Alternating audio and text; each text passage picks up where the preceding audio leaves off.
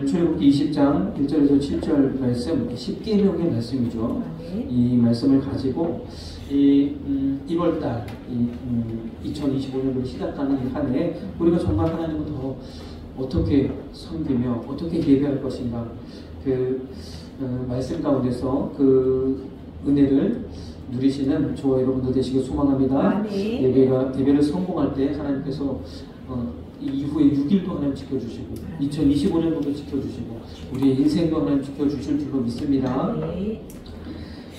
우리가 첫 주, 둘째 주 계속 이제 십계명의 말씀을 우리가 살펴보고 있죠. 십계명은 하나님께서 돌판에 새겨놓으신 하나님의 위엄의 말씀입니다. 지엄하신 하나님의 말씀입니다. 우리가 성경은 하나님의 말씀으로서 무오하고 또 틀림이 없음을 분명하게 우리가 신앙으로 고백하는 줄 믿습니다. 이 성경은 하나님께서 지으신, 하나님께서 기록하신 말씀인 줄 믿습니다. 사람이 기록했지만 우리의 마음을 감동하셔서, 그래서 성경의 원저자는 성령님인 것 우리는 그렇게 믿음으로 고백하는 줄 믿습니다. 그런데요, 십계명은 하나님 친히 쓰셨다고 했어요. 그래서 우리가 이 새해 첫 달에 이 하나님의 직접 기록하신 이 말씀들을 우리가 살펴보면서, 특별히 1계명부터 4계명까지 살펴보면서 하나님을 우리가 어떻게 예배해야 할지 우리가 은혜 받는 시간 되기를 소망합니다. 먼저 우리가 계속 말씀드리지만 우리 사람은 영적인 존재로 지음받아서 하나님을 섬기든지 아니면 다른 어떤 것을 섬기든지 그렇게 되어져 있다는 거죠. 창세기 2장 7절에도 하나님께서 우리 사람을 흙으로 지으시고 그 코에 생기를 불어넣으셔서 영적인 존재로 만드셨다, 분명하게 말씀하고 있는 줄 믿습니다. 그럼 이런 영적인 존재의 특징은 무엇이냐? 하나님이 만드신 우리 사람들의 그런 특징은 무엇이냐? 우리가 동물과 확연하게 다른 것은 장래를 생각합니다. 미래를 자꾸 예측하기를 원하고, 미래를 준비하기를 원하고, 그리고 미래를 대비하고 내 자신을 발전시키고 그렇게 하는 것이 우리 사람입니다. 전도서 3장 11절 말씀 보면 하나님이 모든 것을 지으시되 때를 따라 아름답게 하셨고, 하나님이 만드신 모든 것은 항상 그 때를 따라서, 계절도 때를 따라 바뀌고 이 모든 성담원상도 때를 따라 이렇게 이루어지는 것처럼 이 모든 것은 이렇게 순환하지만 오직 사람만은 영원을 사모하는 마음을 주셨거든요. 이 마음 때문에 계속해서 자기 자신을 발전시키고 또 미래를 준비하고 하면서 계속 발전해 나간다는 거죠. 사람만 그렇게 한다는 거예요. 아무리 원숭이가 똑똑하고 머리가 좋다고 해도 결국에는 이런 자기를 발전시키고 뭔가 새로운 것을 만들어내는 하는 그런 역할, 그런 일들을 하지 못합니다. 사람만이 오직 그런 일들을 감당하는 줄 믿습니다. 왜 그러느냐? 사람에게 영원을, 장래를 사모하는 마음을 주셨다는 거예요. 이것은 왜 그러는가? 하나님은요, 이 미래를 준비하시는 분들, 하나님은 미래적인 분이라는 거예요. 왜냐하면 하나님은 계획하시고 그 계획을 실천하시는 분인 줄 믿습니다. 그래서 하나님을 경외하는 저와 여러분들은요, 우리 미래가 보장되어져 있는 줄 믿습니다. 더 나아가서 우리의 죽음 이후에 그때 그 일들도 이미 보장되어져 있는 줄 믿습니다. 우리 천국의 시민이며 천국 백성이기 때문에 그렇죠. 그래서 참 하나님께서 이렇게 장래 일을 생각하게 하셨어요. 그런데 참 재미있는 것은 하나님의 하시는 일, 미래를 계획하시고 그 계획대로 이 역사를 주관하시는 그 하나님의 일을 우리는 알 수 없다는 거죠. 알 수 없어요. 이렇게 만드셨다는 거예요. 그래서 참 이러한 특징을 가지고 있는 우리 사람들, 그리고 이러한 특징이 바로 우리가 영적인 존재다. 영적인 존재다. 하나님이 우리를 그러한 영적인 존재로 만드셨다라는 거죠. 사도행전 17장 22절 23절을 보면 사도 바울이요, 이 복음을 전하다가 이 그리스도의 유명한 도시 아테네에 이릅니다. 아테네에 이르러서 보니까 얼마나 거기가 문명이 발달하고 막 아름다운 신전이 건축되어져 있고 수많은 그런 신상들이 세워져 있고 그런지 모릅니다. 자, 그런데 이 사도 바울이요, 사도행전 17장 22절 23절 보니까 이 아테네 사람들을 향하여서 내가 너희를 보니 범사의 종교성이 많도다 이렇게 얘기했어요. 참 안타까운 것이 수많은 신들을 섬기는데 거기 보니까 알지 못하는 신에게 그렇게 알지 못하는 신도 섬기는 그런 모습을 볼 수 있습니다. 참 종교성이 많다 보니까 철학과 문화가 발달하고 지식이 발달하고 모든 문명이 발달하고 이 모든 것들이 참 이렇게 되어져 있는데 헛것을 섬기고 있다는 게 너무 안타깝다는 거죠. 우리 17장 16절 17절 말씀을 보면요, 사도 바울이 아테네에 도착해서 보니까 온 성에 우상이 가득한 것을 보고 마음이 격분하더라고요. 개역개정에는 격분하더라고요. 이렇게 멋있고 이렇게 훌륭한 도시에 알 수 없는 신을 섬기는 것 같이 이렇게 수많은 우상을 섬기고 있으니 얼마나 사도 바울이 마음이 아픈지. 저와 여러분도 이러한 마음이 있어야 될 줄 믿습니다. 어떤 사람을 보니까 너무 사람은 착하고 너무 사람은 괜찮고 도덕적이고 뭐 괜찮은데 하나님을 안 믿어. 그럼 어떻게 돼요? 우리 사도 바울과 같은 이러한 격분이 있어야 돼요. 그래서 사도 바울은 어떻게 했어요? 회당에서든지 저자에든지 시장 장터에서든지 어디든 가든지 날마다 만나는 사람에게 이 복음을 전했다는 거예요. 여기 특별히 보니까 그 사람들과 변론했다는 거예요. 변론해서 하나님이 참 하나님이신 거, 너희들이 알지 못하는 신에게라고 있는 그 신을 내가 알게 하겠다 하면서 하나님의 말 복음을 전하는 거죠. 예수 그리스도를 증거하고 예수 그리스도가 다시 살아나심을 증거하고 예수 그리스도가 참 구원의 길인 것을 증거하는 사도 바울을 보게 되어집니다. 그래서 우리도 참 이런 마음을 본받아서 항상 정말 주의 복음을 증거하시는 저와 여러분들이 되어야 될 줄 믿습니다. 가는 곳마다 만나는 사람마다 복음을 전하시는 저와 여러분들이 되어야 될 줄 믿습니다. 특별히 이런 사람은 정말 교회 다녀야 되는데 하는 사람들이 있다면 우리는 더욱 그분들에게 복음을 전해야 할 줄 믿습니다. 어쨌든 우리는 이렇게 참 사도 바울이 이 아테네를 향해서 종교성이 많다고 말한 것처럼 저는 이 말씀을 보면 우리나라가 그런 것 같아요. 우리나라도 꼭 참 종교성이 많아서 여러 가지로 엉뚱한 것도 많이 섬기고 섬기되 엄청 열심히 합니다. 교회도 열심히 합니다. 새벽 기도도 하고 주일에 삼창하고 부르짖어 기도하는 전 세계 우리나라밖에 없는데 교회도 열심히 섬기는데 엉뚱한 것도 열심히 섬겨요. 요즘 젊은이들이 이제 일자리가 줄어들고 미래가 불투명하고 막 여러 가지로 어려움이 있다 보니까 그렇게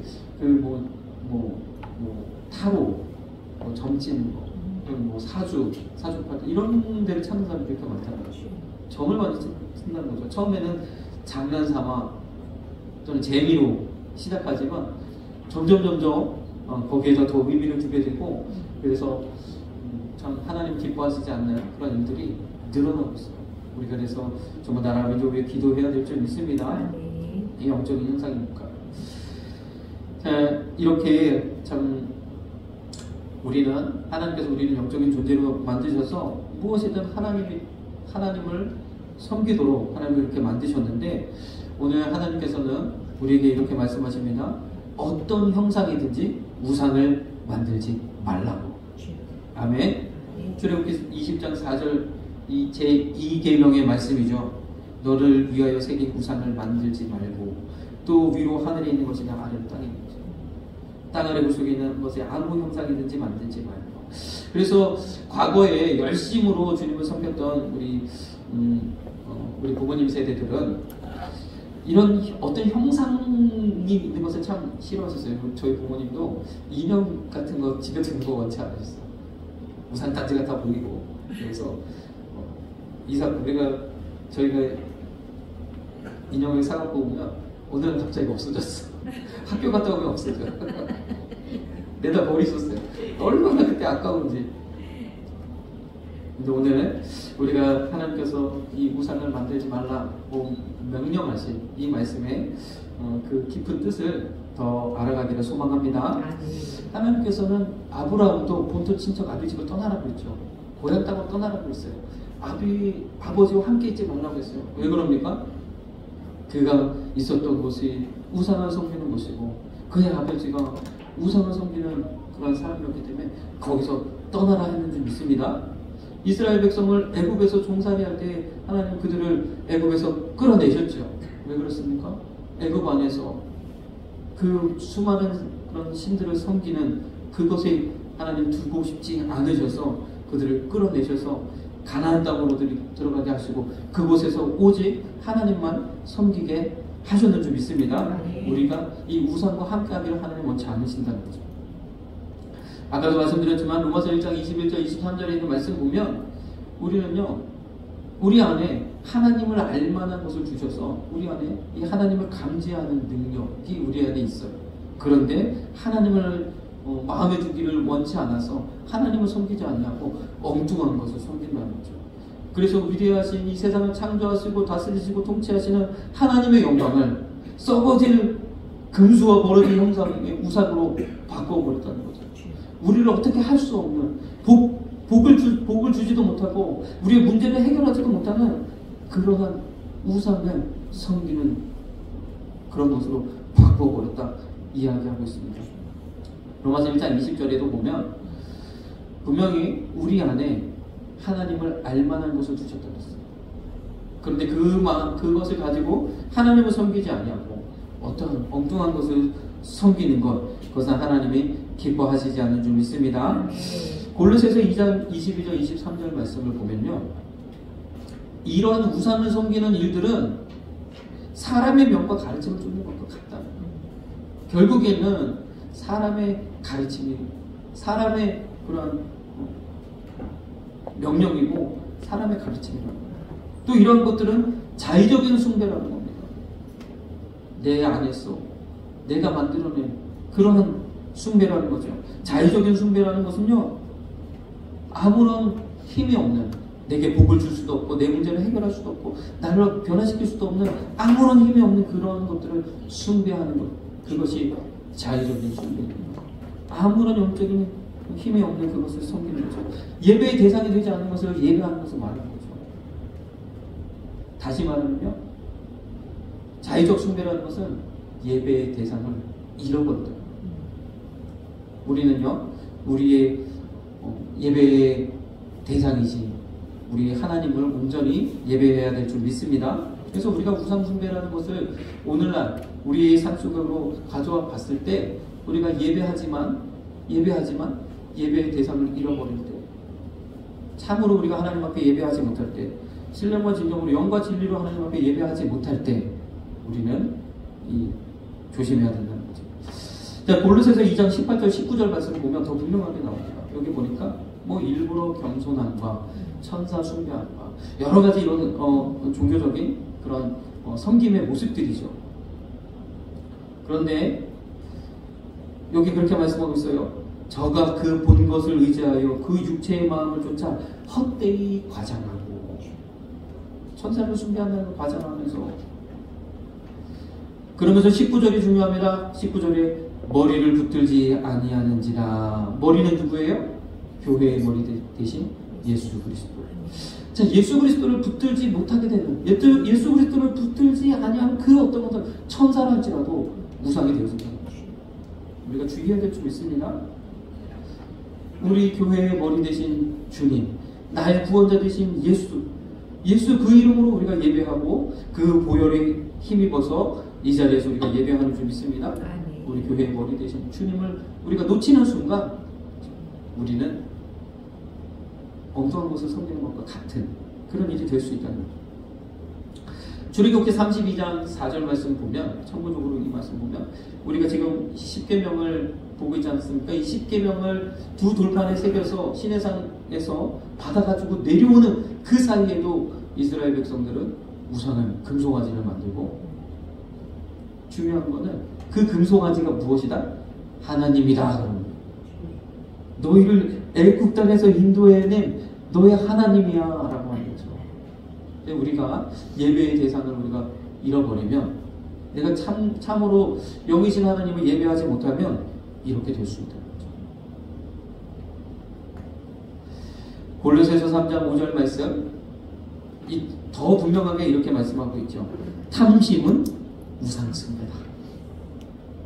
그래서 형상에 있어서 꼭 우상이 아니라 내 안에 있는 탐심이, 욕심이, 정욕이, 죄의 이런 것들이 우상 숭배가 될 수 있다는 거죠. 우리가 예배 이 말씀은 믿지 않는 사람들에게 주시는 말씀이 아니잖아요. 땅에 있는 지체를 죽이라. 우리에게 하시는 말씀이죠. 우리가 예배하지만, 하나님을 예배하지만 온전하게 예배하지 못하면, 욕심과 탐심으로 예배한다면, 다른 어떤 것을 붙잡고 예배한다면 우리 예배는 자칫 헛된 것을 예배하는 수가 있다는 거예요.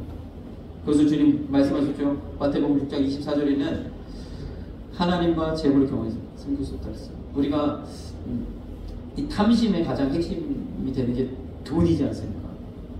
돈을 쫓아가면 그렇게 될 수 있다는 거예요.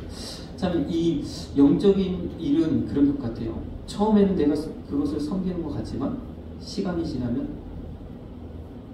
그것에 이끌려가게 되는 거.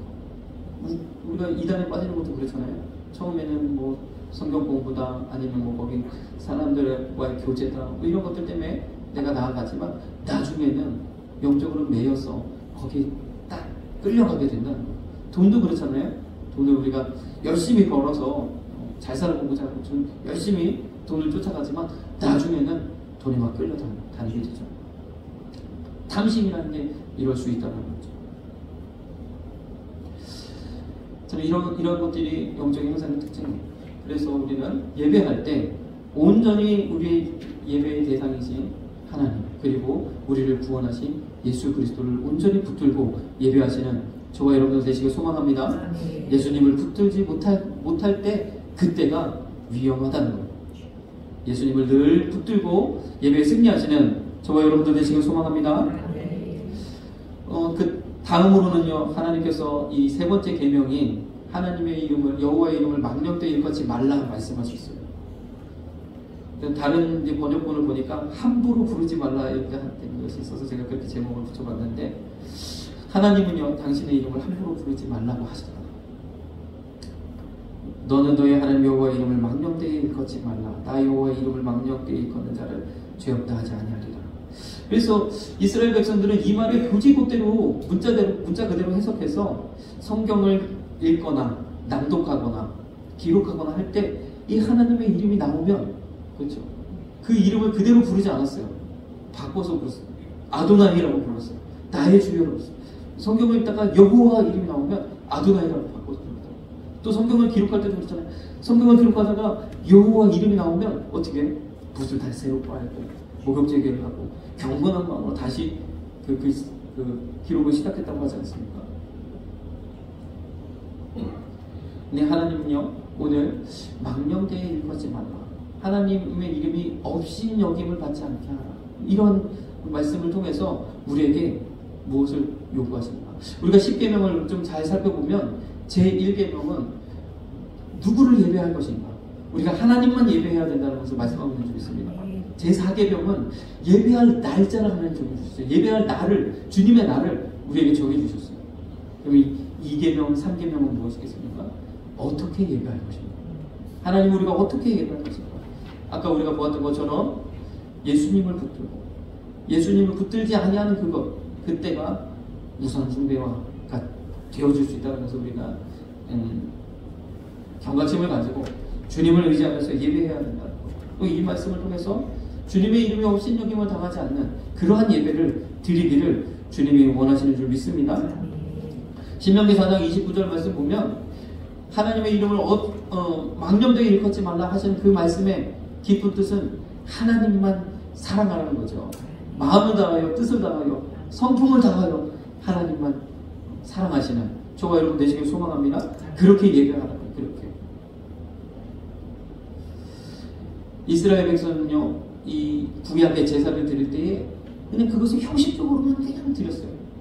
모든 그 의미들을 다 하나님께서 오실 메시아 예수 그리스도를 예표하도록 다 그렇게 만들어 놓으셨는데, 그런 것들은 생각지도 않고 그냥 형식을 쫓아서 어떻게든 예배를 드렸어요. 주님이 말라기 1장 10절에 그러한 이스라엘 백성들을 향해서 이렇게 말씀하세요. 헛되이 불사르는 예배를 못하게 했으면 좋겠다. 내가 성전문을 좀 닫을 자가 있었으면 좋겠다. 얘기하세요. 하나님 그 형식적인 예배를 기뻐하지 않으신다. 사도행전 4장 12절 말씀 보면 우리가 망령되이 일컫지 말아야 할 그 이름은 무슨 이름이냐? 바로 우리의 구원자로 주신 예수 그리스도의 이름인 줄 믿습니다. 우리를 구원하시기 위해 다른 그 어떤 이름 주시지 않았어요. 오직 예수 이름으로 우리는 예배하는 줄 믿습니다. 망령되이 일컫지 말아야 할 그 이름은 바로 예수 그리스도의 이름이라는 거예요. 빌립보서 2장 9절에서 11절 말씀 보면 하나님께서 그를 높이셔서 모든 이름에 뛰어난 이름을 주셨다고 했어요. 그 어떤 것보다도 가장 위대하신 우리 주님의 이름. 그러면서 하늘에 있는 자들과 땅에 있는 자들과 땅 아래에 있는 자들로 모든 무릎을 예수의 이름에 꿇게 하셨다고 했어요. 우리는 오직 예수의 이름을 높이고 예수님의 이름 앞에 무릎을 꿇어야 되는 줄 믿습니다. 모든 이름으로 예수를 주라 시인하여 예수님을 주님으로 모셔드리고 나의 진정한 주인이라고 고백하시는 주님이라고 고백하는 그러한 예배 현장이 되어져야 될 줄 믿습니다. 하나님이 여호와의 이름을 망령되이 일컫지 마라. 예수 그리스도의 이름이 업신여김을 당하는 그 상황이 무엇이겠습니까? 우리가 예배를 드려도 기도를 해도 찬양을 드려도 형식적으로 드려지고 내 마음과 정성을 다하여서 하지 아니하면 그것이 되어지지 않겠습니까? 창세기 21장 4절 보면 이 바벨탑을 쌓을 때 그렇게 이야기하고 있죠. 이 성을 쌓아서 하늘까지 닿게 하고 우리 이름을 내고 온 지면에 흩어짐을 면하자 하였더라.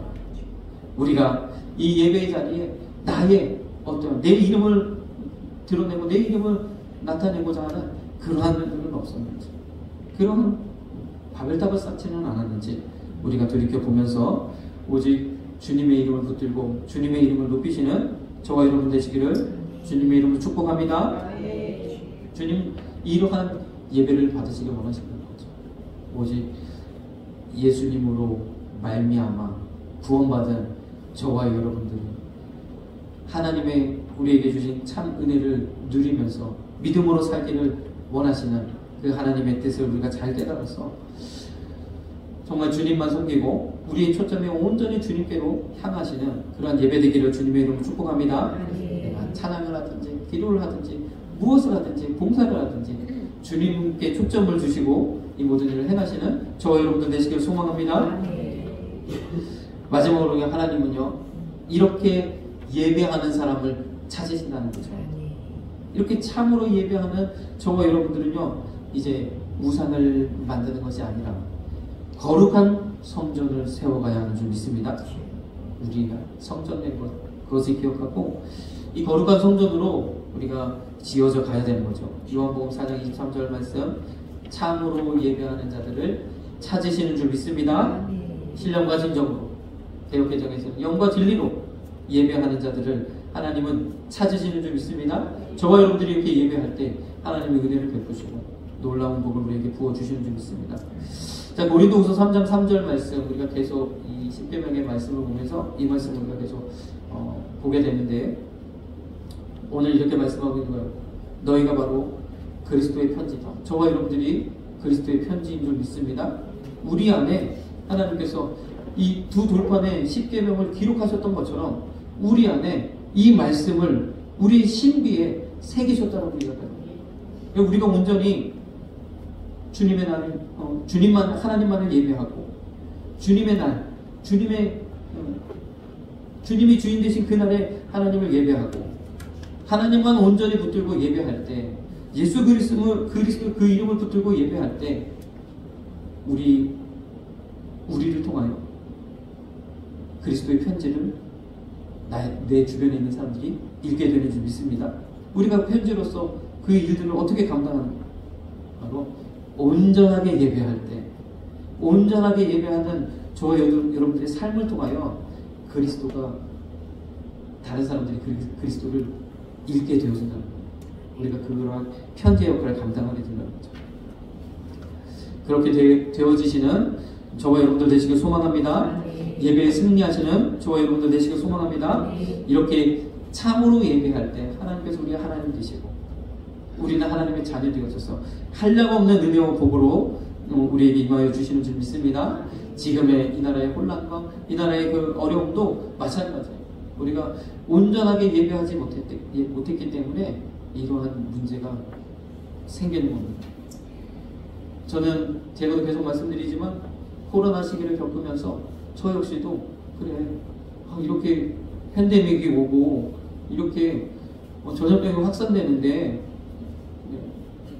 뭐 인터넷으로 예배할 수도 있지 마음으로 예배할 수도 있지 저도 모르게 그러한 마음을 갖고 제가 그래서 올 한 해를 시작하면서 정말 이 문제를 가지고 얼마나 회개하면서 기도했는지 모릅니다. 그렇게 해서 가만히 생각해보면 저만 그런 것이 아니라 전반적으로 우리 한국교회 우리 선진들은 정말 목숨을 걸고 예배를 지켰고 생명처럼 예배를 여겼는데 우리가 팬데믹을 지나면서 정말로 이 예배를 놓아버리다 예배 외에 다른 방법이 있다고 생각한 것도 없죠. 그 여파가 이 땅에 정말 사단의 견고한 진을 치게 되고 그리고 여러 가지 분열의 영과 거짓의 영으로 말미암아 이러한 혼란들이 찾아오는 것은 아닌가 그렇게 보았습니다. 그래서 우리가 다시 예배를 회복하고 다시 하나님께 순종의 마음으로 나아올 때 하나님께서 반드시 이 나라도 붙들어 주실 줄로 믿습니다. 정말 우리가 5,000년 역사 가운데 항상 우상만 숭배했던 이 나라에 정말 생명 걸고 복음을 지켰던 이들로 말미암아 하나님께서 놀라운 변화를 주셨잖아요.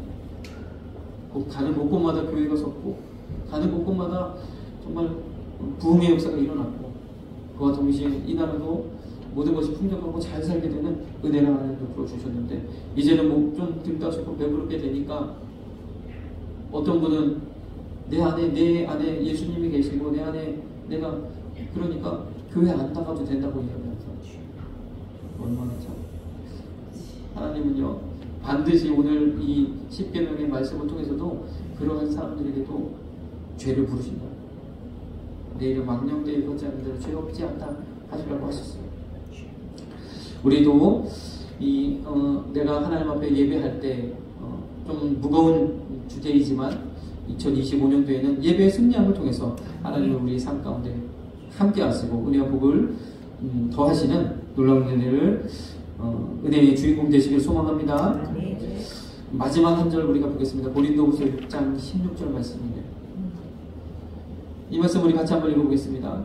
하나님의 성전과 우상이 어찌 일치가 되리요 우리는 살아계신 하나님의 성전이라. 이와 같이 하나님께서 가라사대 내가 저희 가운데 거하며 두루 행하여 나는 저희 하나님이 되고 저희는 나의 백성이 되리라 하셨느니라. 아멘. 오늘 이 계명에 있는 말씀처럼 우리는 우상을 세워가는 사람이 되지 우상을 만드는 사람이 되지 말고 우리 안에 있는 하나님의 성전 내가 하나님의 성전인 것을 기억하셔서 이 아름다운 성전으로 지어져 가시는 저와 여러분 되시기를 주님의 이름으로 축복합니다. 아멘. 우리 찬양 예배자